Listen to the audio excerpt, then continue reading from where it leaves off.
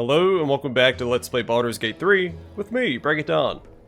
Let's continue exploring this camp in the Underdark.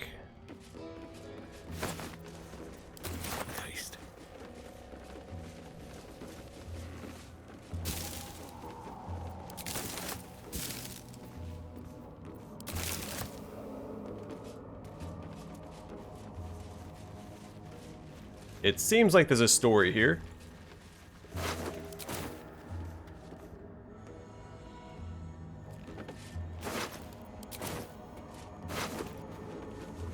Crooked Wand of Fireballs. You can use an action to cast Fireball from this broken wand. All very nearby creatures must make a dexterity saving throw. Targets take 8 to 48 fire damage on a failed save, or half as much damage on a successful one. The metal of this wand is dented all along its shaft, and the tip has been entirely out of place. Even if it does backfire, there is a use there.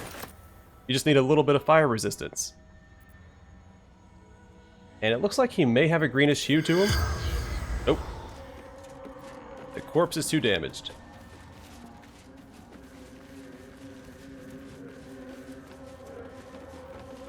Lurgan.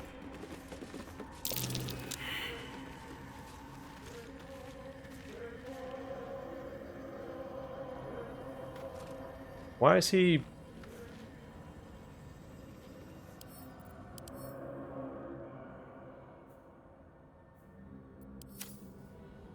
Is he red because he's ambushing? What? Gek! Got someone sneaking up on us!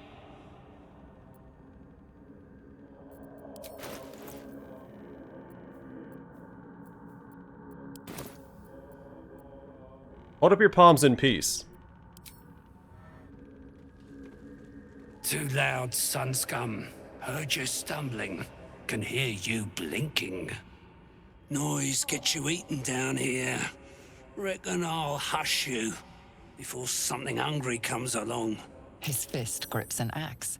On his gnarled grey skin, you see the Absolute's brand.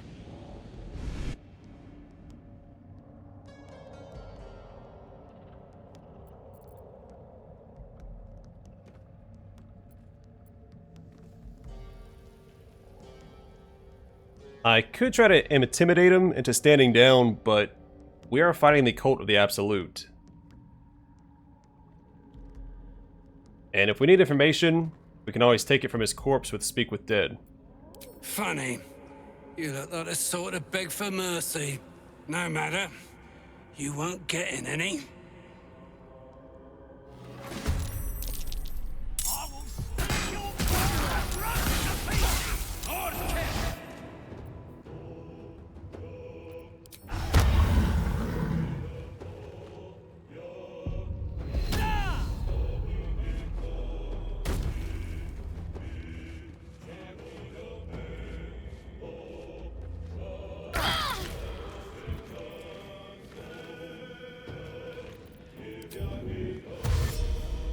Let's play.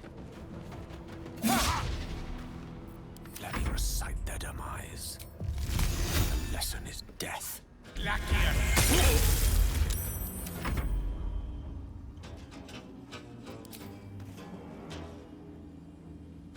me strike true.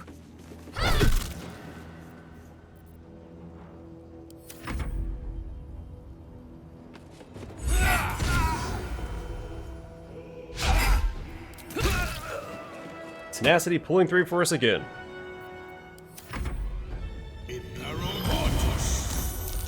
Oh.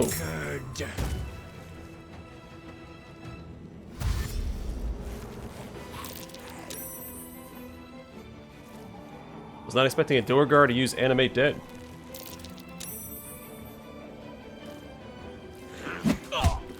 Luckily we do have Lathander's Light. Will help out a little bit, even though I think they both saved against it.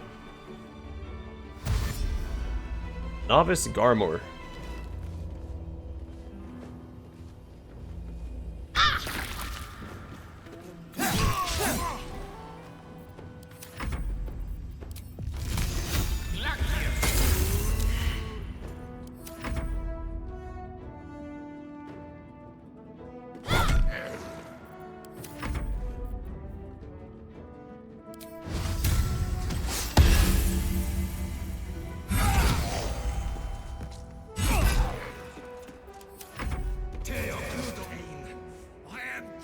Blindness, we're going to counter spell. Well, that's for 10 turns. We just have to make it through combat, and my paladin will probably save against it anyway. I was wrong.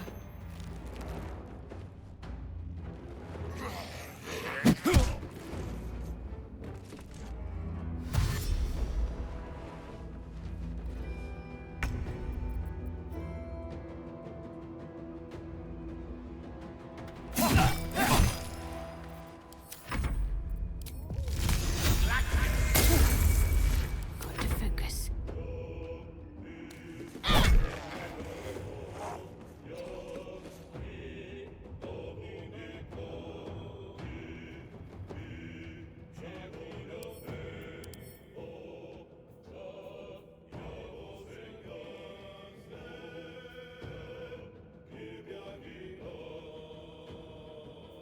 So, I wonder if that's a zombie ability to come back with 1 health after you kill them.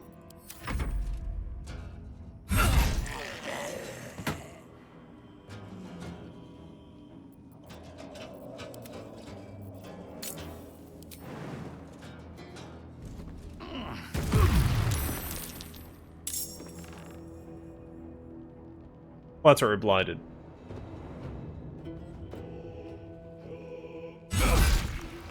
I still landed our hit.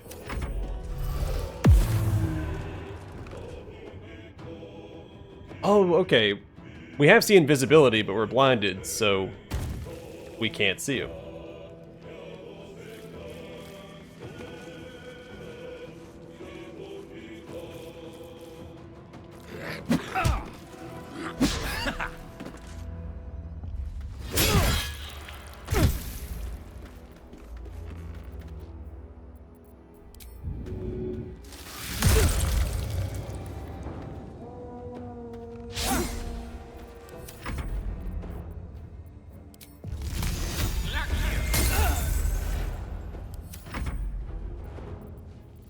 I'm pretty sure he jumped up here, right?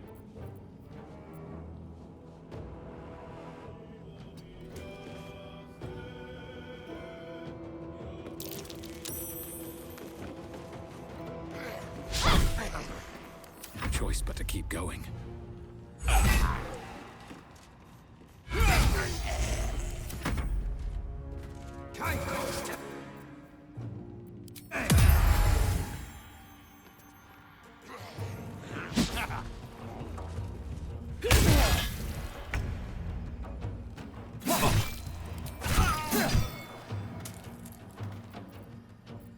The witching hour.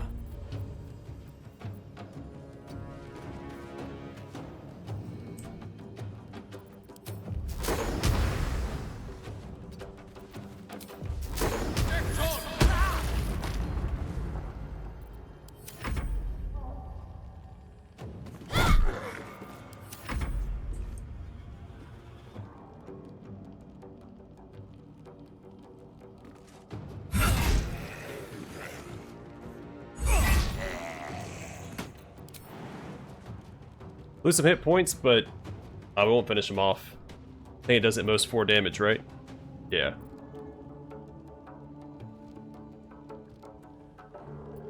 So just hang tight.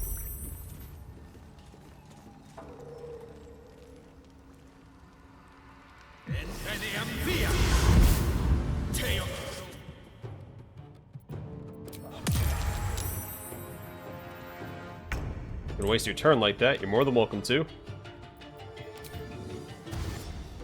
Yes, here.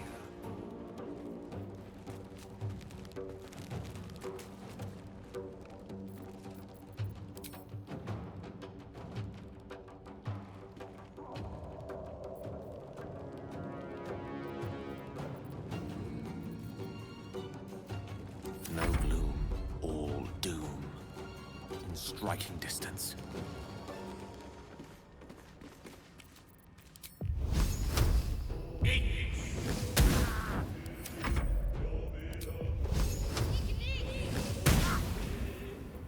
Never a dull moment.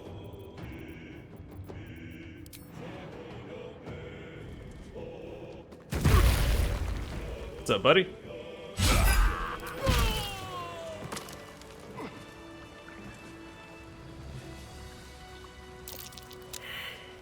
What creatures live in waters this dark?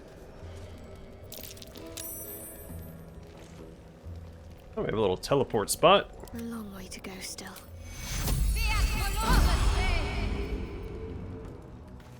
No one's stopped me yet. Duergar Antidote. Nullifies the effects of certain Duergar poisons, grants advantage on saving throws against being poisoned, and grants resistance to poison damage. Concocted of rare ingredients that hasten the drinker's demise unless mixed correctly.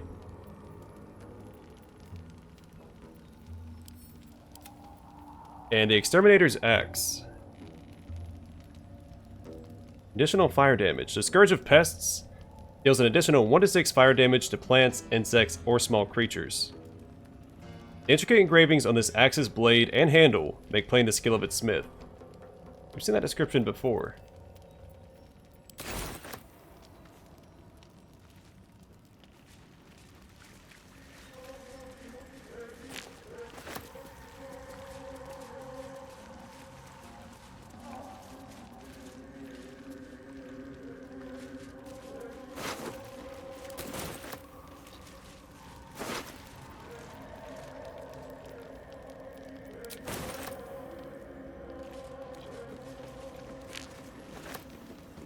Discard a journal.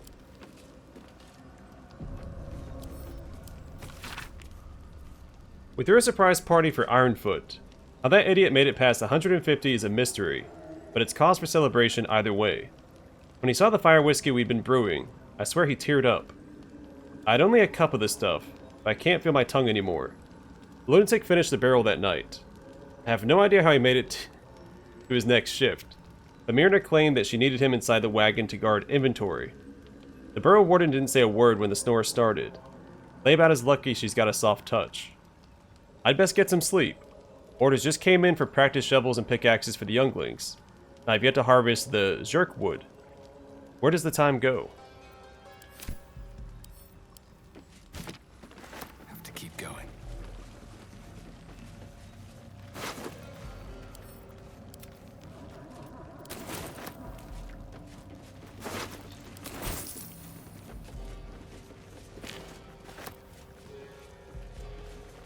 There was a body around here we could speak with dead with, wasn't there?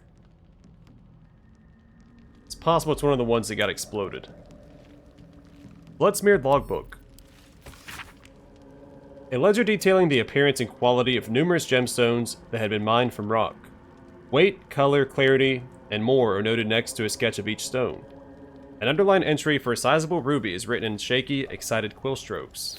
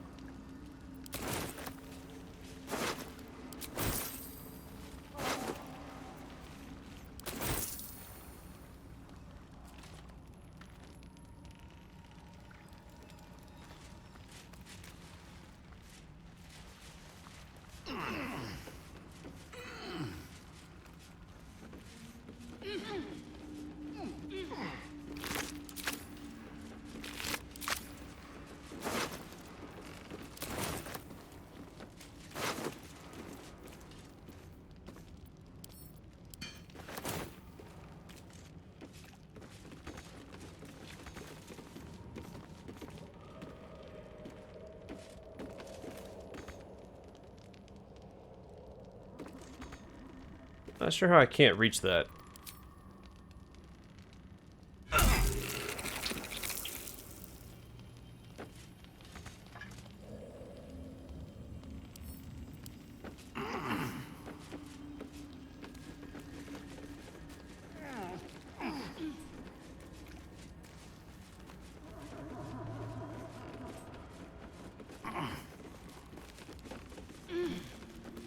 Not sure what's happening. Hey, click to use on this, and it made my paladin run all the way around.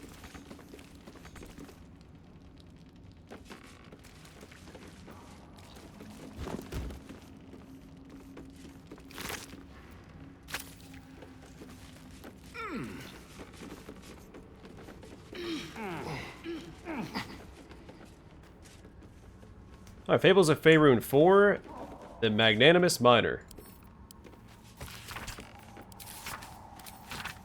In the underground city of Mantle Dareth lived a deep gnome called Sadie and her father Sam. Each morning, the hardworking Sadie traveled to the nearby grotto, pick in hand, to mine gems. Each night, the lazy Sam would count them and demand even more. You cannot rest until I am the richest man in all of Faerun. One day, Sadie encountered a stranger on her path home. A haggard creature, gray of skin and small of stature. A Darrow, claimed Sadie. Please, said the Darrow. I have no money and no home. I beg of you, a single ruby, so I might sell it for food. Sadie found pity in her heart and gave the beggar a ruby. She told her father about the Darrow upon returning home. Do not believe his lies, warned Sam. Darrow are selfish, demented creatures. Give him no more, lest I cast you away. The Darrow was waiting for Sadie the next day. Please, give me 10 rubies, so I might sell them for shelter. Sadie, moved by his plea, did as he asked and journeyed home, where Sam rebuked her. An inferior haul, he said. This will not stand. On the third day, the Darrow appeared in the grotto. 100 rubies, please, so I might feed my brothers and sisters. The kind-hearted Sadie handed the beggar her entire sack of gems. As he took it, there was a great flash of light. Where the beggar had stood was a massive gold dragon.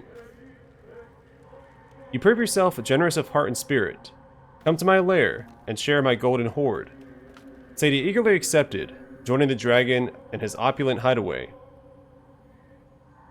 1 year later, Sadie passed a beggar near the grotto, her own father, Sam. Sadie, I have no money and no home, he said. I beg of you, a single ruby, so I might sell it for food. Sadie found no pity in her heart and walked away.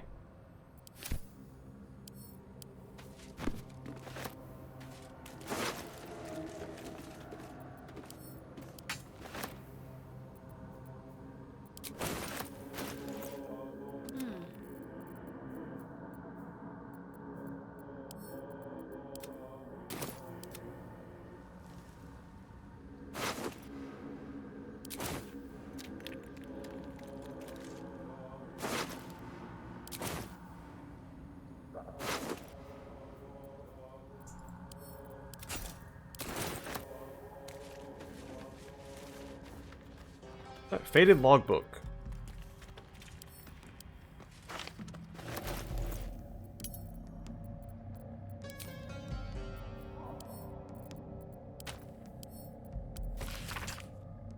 The inside cover reads, Burrow Warden Myrna. The pages are lined with neat calculations, equipment logs, and expedition notes. The final entry reads, Expedition number 42. Back after a 10-day in the northern quadrant. 2 potential mining sites scouted. Discovered a vein of Arendur. We also did a bang-up job. Organized shifts and led the first dig. Whether or not, he'll be a great Burrow Warden one day. But he needs to keep his temper in check, and practice reading the stone. He's as blind as a surfacer sometimes. Planning to take him out later along the Ebon Lake to practice.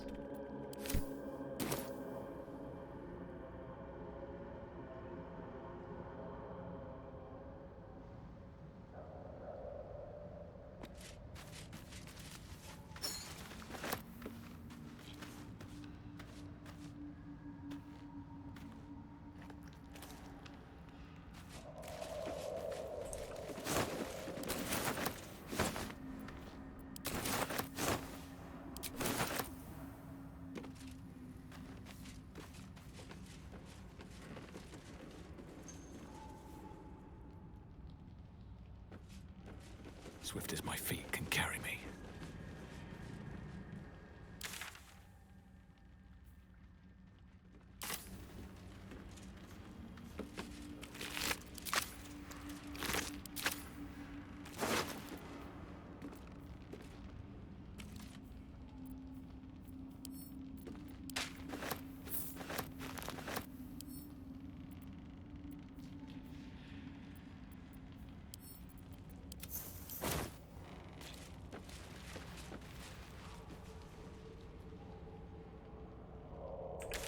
So it seems like we take the boat to pursue the Adamantine Forge.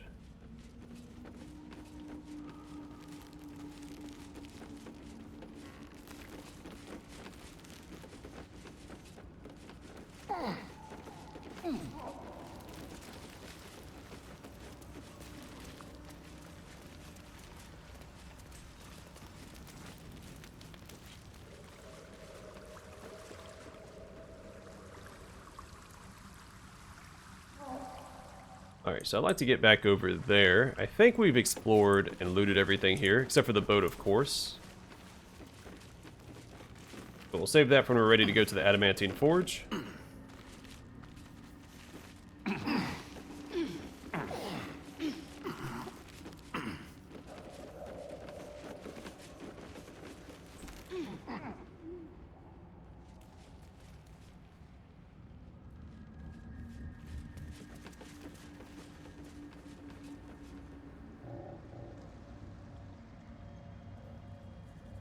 We'll check out what's up there. And we still have those turrets to deal with before we set out.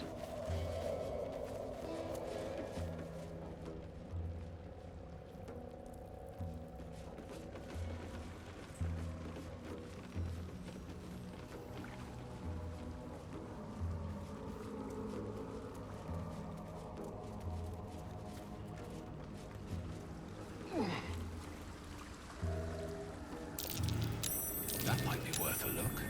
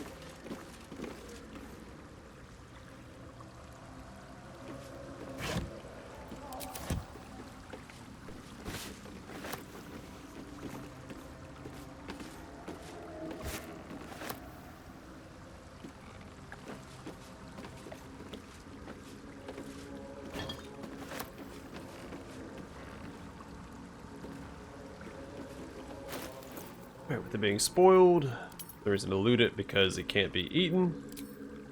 I meant to do the latest.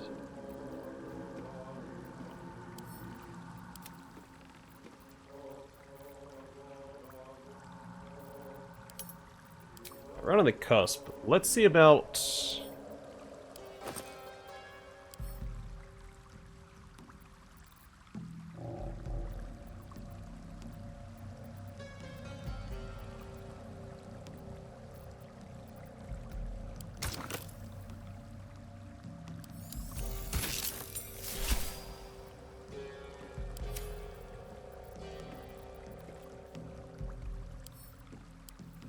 some extracting, I guess. And some crafting.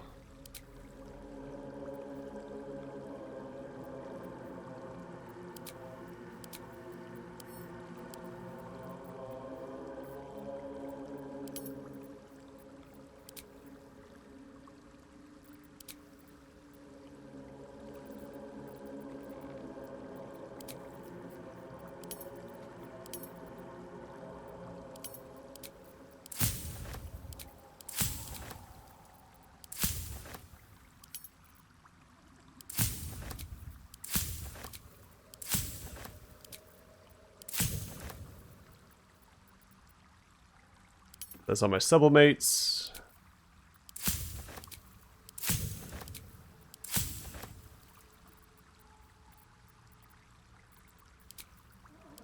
All my salts.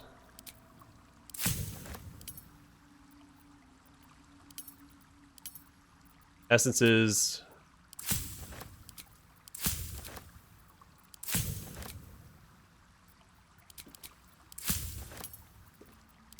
Ashes. Vitrials, and then suspensions.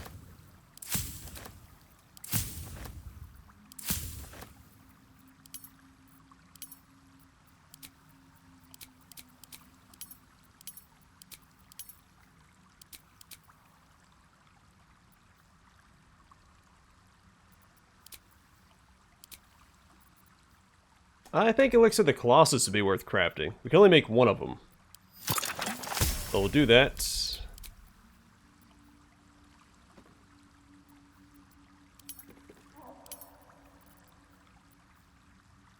I guess some potions of greater healing. Gonna make 6 of those. And that'll be it for now.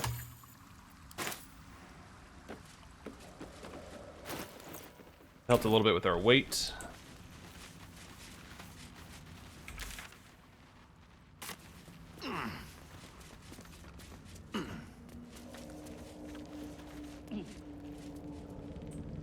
Head back over this way and climb up this rope net.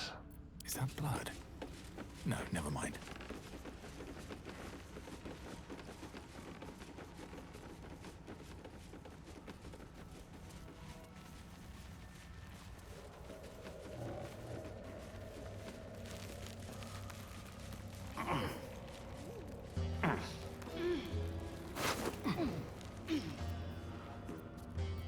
Alright, Short Sword of First Blood. Grants Break the Unbroken. Deals an additional 1 to 8 piercing damage to targets that still have all their hit points. A golden blade, exquisitely made and astonishingly sharp. Not a +1 though.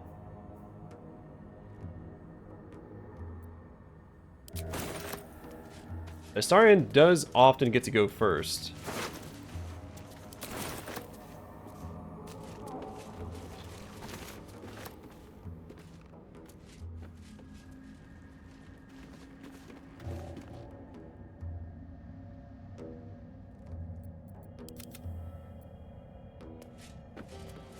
So I think there's an argument to be made for using that short sword, but Whatever's in the air, it tastes foul. I do value the +1 weapons quite a bit.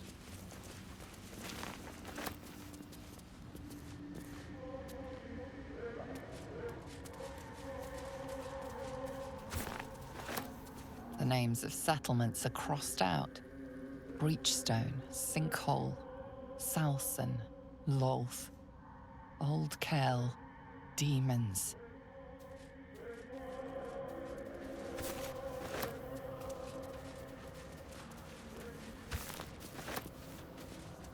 These mushrooms are emitting or giving off spores.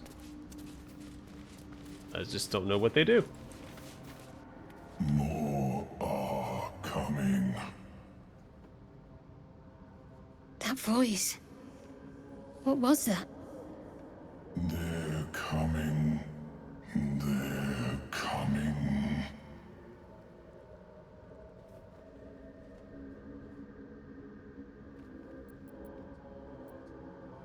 Still your mind to this unusual voice. I think Astarion was the closest one to the trigger point, and that's why he's front and center instead of my paladin.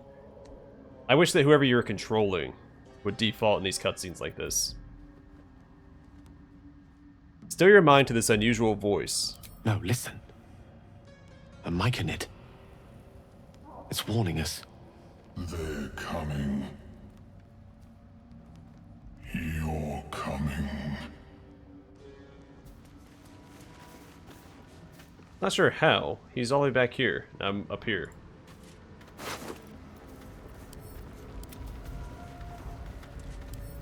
Gods, what's happening?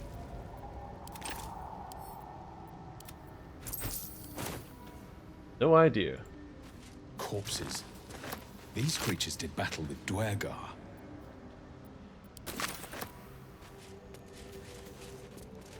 I go this way and jump up there and avoid whatever's this way. Wonder if the gods are watching me.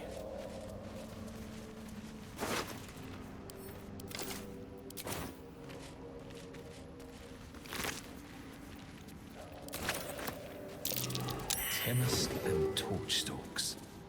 Hell, combination. Get confused by one, blown up by the other.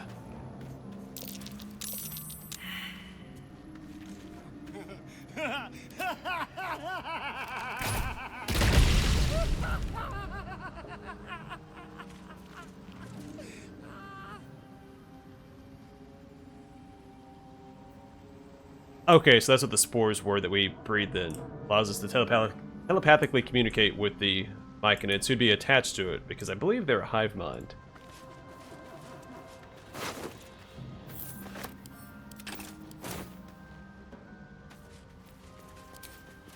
Shouldn't have made me your enemy.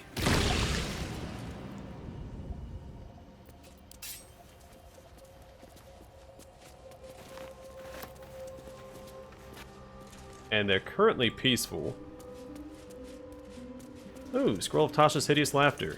And a Scroll of Shatter. And a skeleton.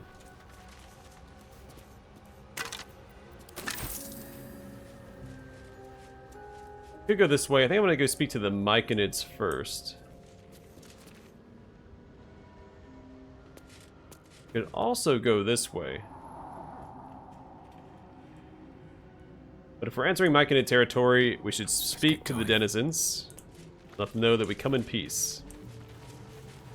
Unless they're working with the Absolute, in which case, we'll mess them up. You are swallowed by a chorus of turbulent music. Through one creature sing many voices, the harmony of an entire collective. Sovereign, he has come. He is here.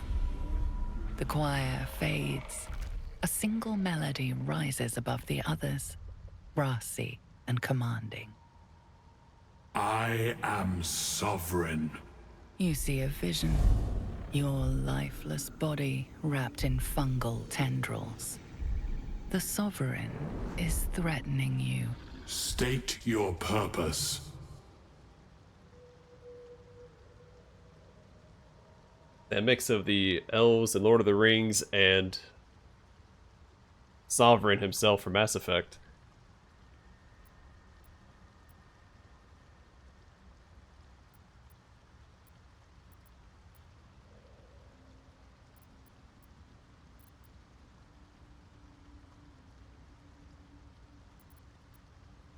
I feel like option 6 is a little too vague for what he's asking, so I think we'll go with option 2. Tell the truth of the parasite. You only seek safe passage in your search for treatment. Fungal roots weave through your mind, seeking your true intent. Then the Sovereign drones a new melody. Cautious, but welcoming. I can mend neither skin nor spirit, but we still might commune. Descend to me. Let us speak in flesh. The persistent music coaxes you forward. The Sovereign expects you. He also has a really cool design. Fungus and mold glaze the grotesque creature's face and body. A voice drifts into your mind as you gaze upon the misshapen servant. Leave this one. Come to me.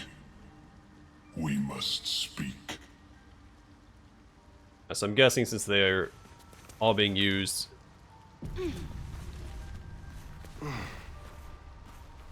by the Sovereign to speak.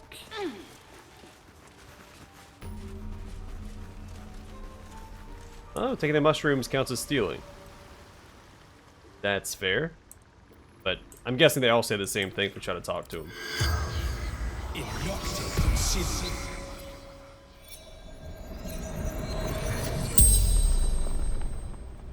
The corpse twitches in response to the spell, and you note its delicate filaments. It had been merely a child.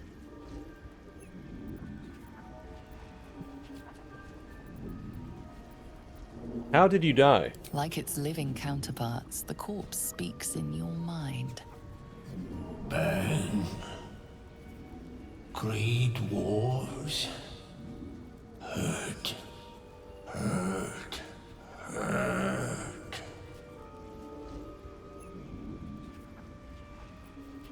These gray dwarves, what did they want here? No. Death. No death.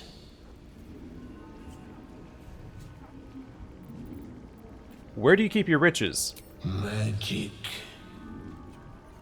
Behind the door.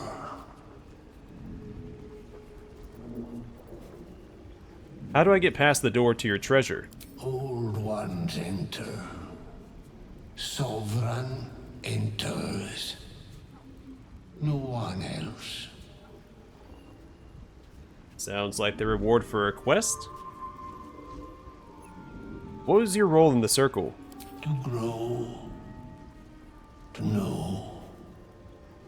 To be one with the circle. The spell's power wanes.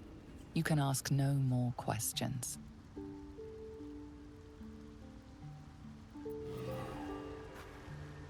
Speak to the Duergar Spore Servant.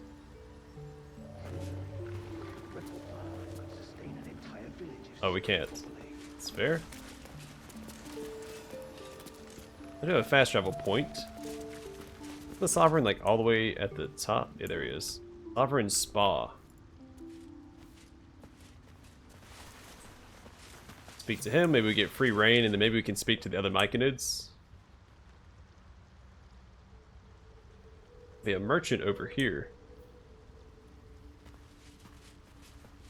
A Stola, and a bunch of dead Duergar. Don't.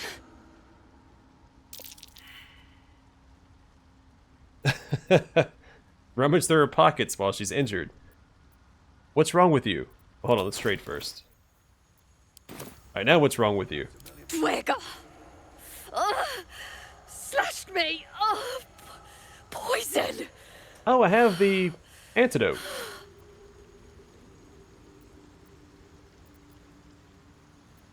How did you end up here? Myconids.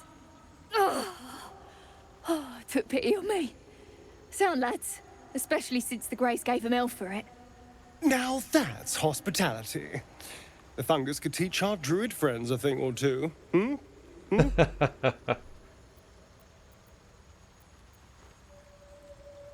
Consider what you know of Duergar poison lore.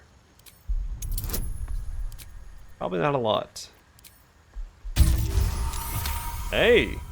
Like dwarves, Duergar have innate resistance to poison, and thus no need for intricate brews.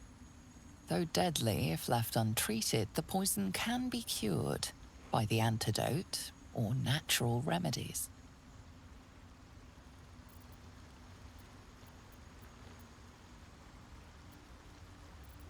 Alright, give her the antidote.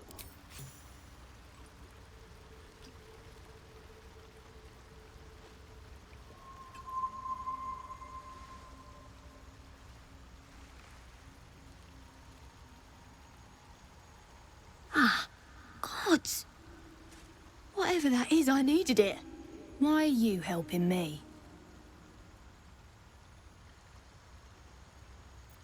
Does there have to be a reason? Down here? Tends to be. But I'm nearly good to get on my feet. I thank you for your help, but I gotta get moving. Oh, it hurts. Girls' garters. Oh, I don't have time for this. My kin need me. Take it easy, and tell me what I can do. Seems you're the helping kind. All right. I need you to rescue my kin. Not charity, mind. We can pay. We're Iron Hand Clan. Best artificers in Baldur's Gate. We were on an expedition down here when the Duergar snatched us up. I got away, but not the others. The Greys have them digging out some old ruin across the lake. What was this expedition your clan were on? Just mining for materials. Nothing unusual. The briefest hesitation, but enough. She's lying. But our work pays well. Help my clan, and we'll make it worth your while. I swear. You're lying.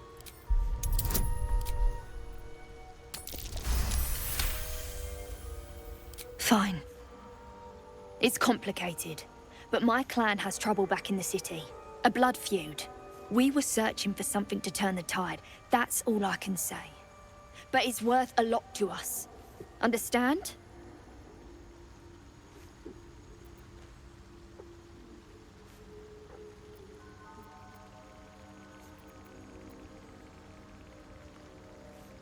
Alright. I'll free your people if I can. I could push for more information, but I'm going to try and do the right thing regardless. So. Thank you. Only wish I could go with you. But here. I nabbed these boots from the Greys when I ran. I'll feel better knowing you're using them to kick some Duergar ass. I'll mark where I made my escape, and wait here, I suppose. Not much choice, eh? I'm sure we'll figure out whatever our clan's up to once we get there anyway. Ooh, Boots of Speed. Out of the way. There we go. The Boots of Speed grants click heals. Click the heels of your boots to gain speed and freedom of movement. Your movement speed doubles, and enemies have disadvantage on opportunity attacks against you. Feather-laced and flexible of soul, these boots have been used to round up and outrun many a foe.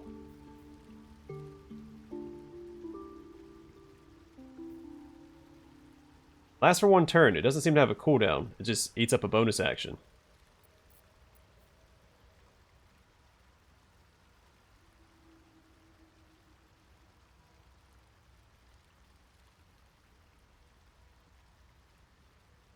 I think the Boots of Striding are better for my Paladin. Boots of Speed, though. What a day.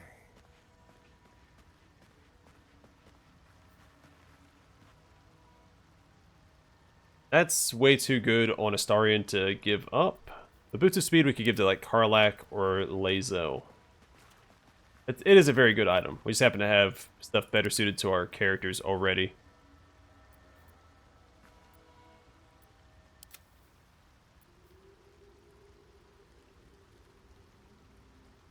You can make an argument, I don't need the Water Sparkers on Gale.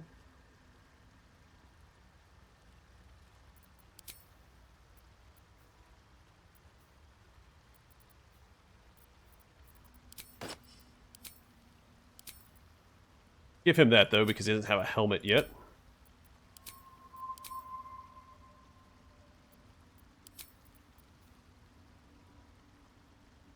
But he doesn't really need the Boots of Speed either.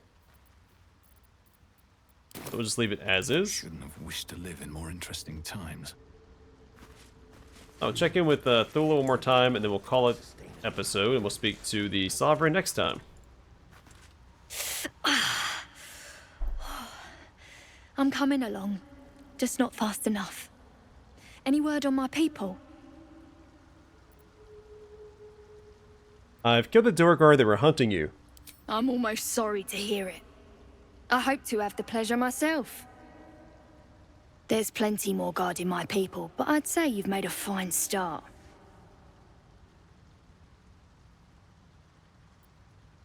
How long before you're fit to move? Don't know. Longer than I'd like, but a slow recovery's still a recovery. Remind me, what do I need to do? Like I said, save my kin. And if you kill any Duergar, you won't see any tears from me. Alright, I'm going to call it here. Next time we'll speak to Sovereign Spa.